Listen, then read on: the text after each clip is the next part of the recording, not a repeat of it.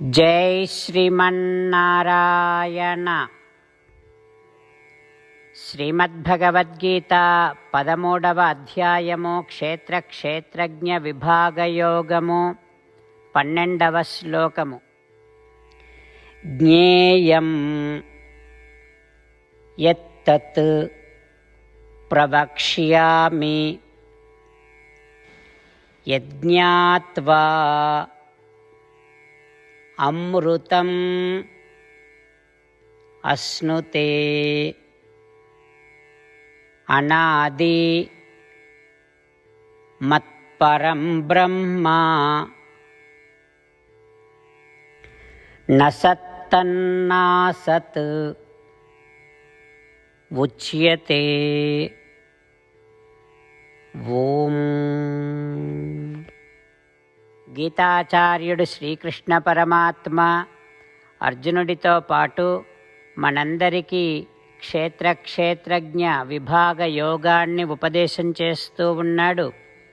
పరమాత్మ ఈ రకంగా అంటూ ఉన్నాడు, అర్జున, ఇప్పటి వరకు ఏ ఆత్మస్వరూపాన్ని తెలుసుకోవటం కోసం, ఏ ఆత్మదర్శనము కోసమని సాధనములుగా 20 గుణములను చెప్పానో, ఆ ఆత్మస్వరూపాన్ని గురించి ఇప్పుడు చెప్తా. శరీరముతో సంబంధము లేనప్పుడు ఆత్మ ఎట్లా ఉంటుంది, దాని స్వభావమేమిటో ఇప్పుడు నేను చెబుతూ ఉన్నాను, విను. ఆత్మకు పుట్టుక అనేటటువంటిది లేదు. ఆత్మ నా అధీనములో ఉంటుంది. అంటే ఆత్మకు నేనే ప్రభువును. ఆత్మ అనుస్వరూపము కలిగినటువంటిది, జ్ఞానమే ఆకారముగా కలిగినటువంటిది. అందుకని జ్ఞానముతోనే ఆత్మ అంతటా వ్యాపించి ఉంటుంది.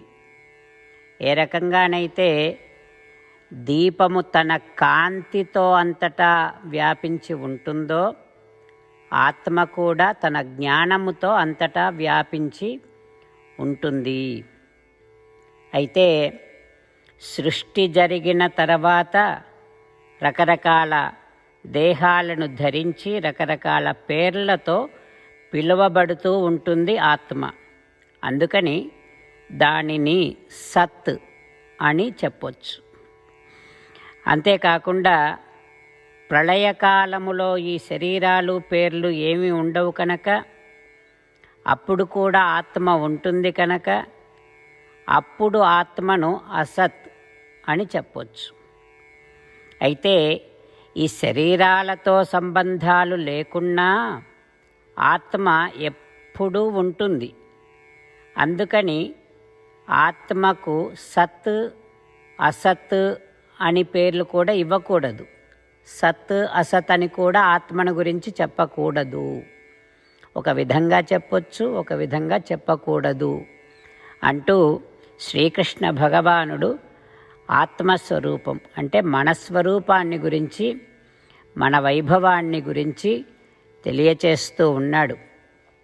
ఆ పరమాత్మ ఉపదేశాన్ని మనసారా భావన చేస్తూ, సాక్షాత్తుగా భగవానుడే ఆత్మకు నేనే ప్రభువును అని చెబుతూ ఉన్నటువంటి విషయాన్ని అవగాహన చేసుకుంటూ, మనకు శ్రీకృష్ణ భగవానుడే ప్రభువు అని విశ్వసిస్తూ, శ్రీమన్నారాయణుడిని పొందటమే జీవిత లక్ష్యముగా పెట్టుకొని శ్రీమన్నారాయణుడిని మాత్రమే శరణు వేడుకుంటూ, పరమాత్మ పలికిన పలుకులను అదే విధంగా పలికే ప్రయత్నం చేద్దాం.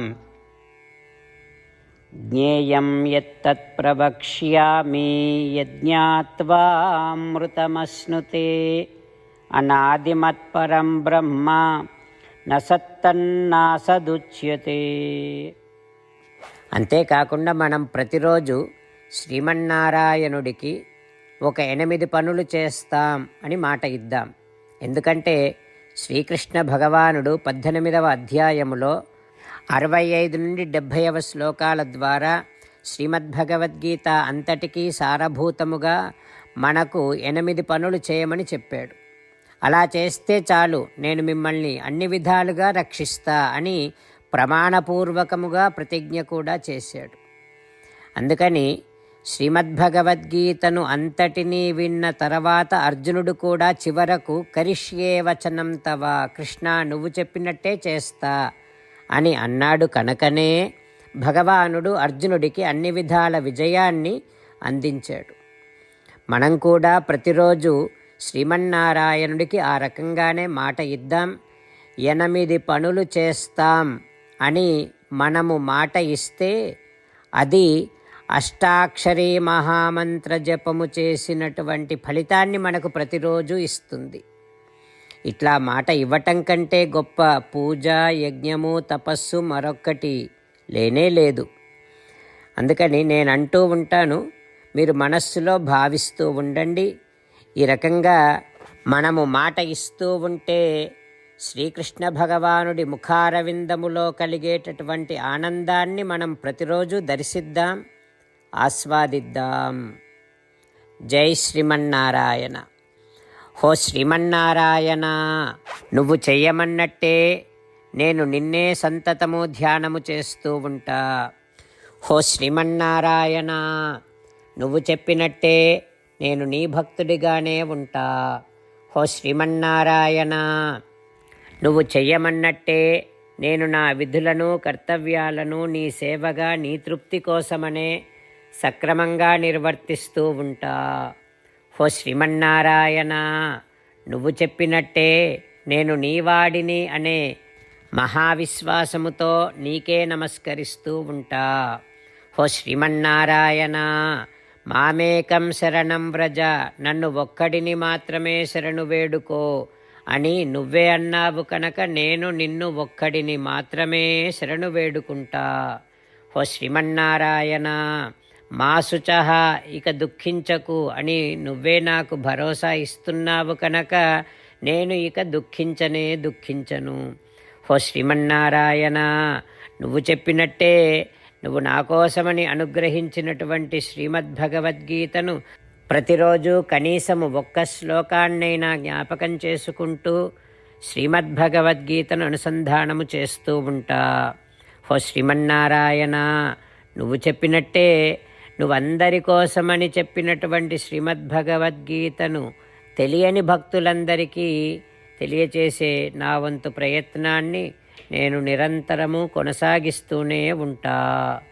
హో శ్రీమన్నారాయణ, నేను నువ్వు చెప్పినట్టే చేస్తా, నీకు నచ్చినట్టే ప్రవర్తిస్తా, నీకోసమే పని చేస్తూ ఉంటా.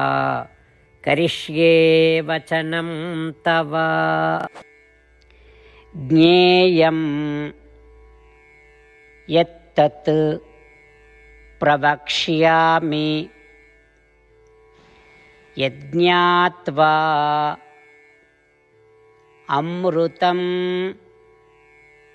అశ్నుతే అనాది మత్పరం బ్రహ్మ న సత్తన్నాసత్ ఉచ్యతే. ఓం. జ్ఞేయం యత్తత్ ప్రవక్ష్యామి యజ్ఞాత్వా అమృతమశ్నుతే అనాదిమత్పరం బ్రహ్మ న సత్తన్నాసదుచ్యతే.